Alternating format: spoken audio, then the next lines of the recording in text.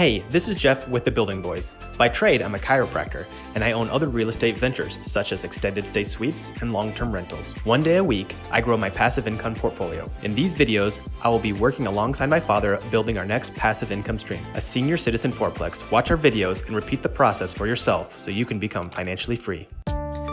Hey everybody, it is the end of a day. I know I just started a video with the end of the day. I didn't really record today because it was a lot of what we've already been doing. I just continued to put on sheeting on the outside, everything I could where there weren't any braces. We decided to put one more closet in, so we are 100% done framing.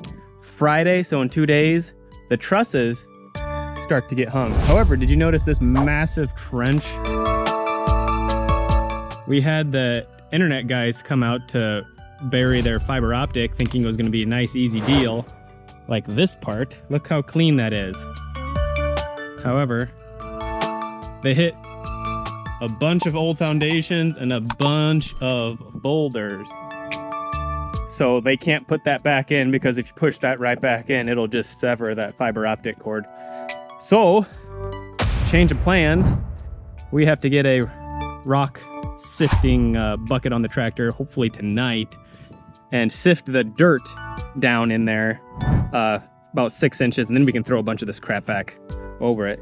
Kind of time sensitive because in 2 days trusses get hung, and it's kind of hard for a telehandler to jump a trench. So that was fun, but they should be able to go on the road or also whip around the other way, so it shouldn't be that bad. But we definitely got to get right there filled so they can get these trusses hung. So it should be really starting to take shape here. But yeah, I didn't do any recording because it was a lot of the same thing, and that would be kind of boring. So stay tuned. Check out our description in the bottom. It also explains all the costs so far, from dirt work, concrete, plywood, everything that I've got billed for, so you can follow along as far as how much this is costing. And also we have the website as well, so you can go ahead and click that if you want to, and from that website you can get all of our building designs, materials lists, cabinet schematics. I've already sent them out to the cabinet maker, Amish guy down south, and truss dimensions, everything. So check it out. Take care. See you next time. Hey guys, it is Friday with the Building Boys, and my buddy with Stevenson Construction was here this morning and a little bit in the afternoon and got all the gables done. So there's one on each end. So after we get this up, you'll really understand, but there's one right here, run right on that jut out, and obviously on the other side. So kind of wanted to talk about these a little bit. So right here is a normal truss. So this truss right here is just like all those other ones stacked up over there, okay? These end ones are gable. So they're a little bit different because you see we have nail things all around here. So this back one, there's nothing really. That's so that we can nail on the sheeting once again. So these are, this is 2 foot on center actually, right here. So it's 2 foot on center on the gable, the peak side. And then we get down to 16-inch on center on the walls like we've talked about in the past. When they hang these trusses up on that top plate, they're gonna be at 24 inches on center, so 2 foot on center. So one every 2 feet, okay? So, you know, like one right here, one right here, one right here, here. So they're not 16, they're 2 foot. They don't have to be 16, saves a bunch of lumber. The other thing that's kind of interesting is this gable one right here is actually smaller. Because as you can see, to get the overhang, you nail that 2x4 into the side of this truss, but then it lays on top of this truss. So this gable end is actually 1.5 inches shorter to allow for that to go across, okay? So kind of wanted to discuss that because that's kind of an interesting little tidbit. So this is going to be the overhang of 1 foot on the gable ends. So we'll keep you posted as this continues to unravel. Check out the description because we talk about the cost to date. And as you can also see, we got rid of that massive trench and all those boulders. What a mess. It's still kind of ugly and not very even, but at least we can drive over it and walk over it. So burying that fiber optic cable was an interesting ordeal. I would say by far most complicated, biggest headache of this whole thing is utilities. So this plot of land hasn't been touched ever, so all utilities was brand new. So if you guys get a plot that already has utilities hooked up, like it's a place where a house is torn down and you have the sewer, you have the water, you have the gas and electric and everything there, you saved yourself a bunch of money and a bunch of headache. So here's the trench that the fiber is in right here. I left this open for a couple reasons. One, so that when they run the gas line, they can see exactly where this line is at, not trying to figure out where it's at. Number two, they may just run the gas line in this trench. And number three, electrical, that's our temporary hookup. They're gonna trench that as well so that they can get a good idea as to where exactly is this fiber. And they might just run that electrical in. It would make life way easier if they run everything in this trench. As long as that's kosher, I'm pretty sure it is. Fiber optic company wasn't upset about that at all. That's why they left it open.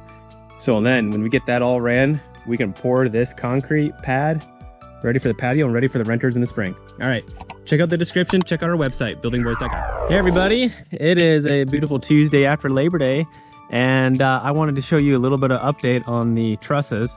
So I was no part of this. I was at the clinic all day, and so it's really fun to come and see something get done when I'm not there.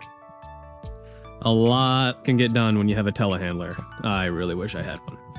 But anyway, so what they, like I kind of talked earlier, all these trusses are 2 foot on center.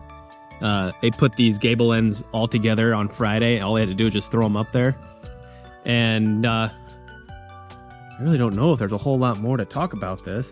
But if you guys check out the description in this, you will see to this date how much we have invested into this.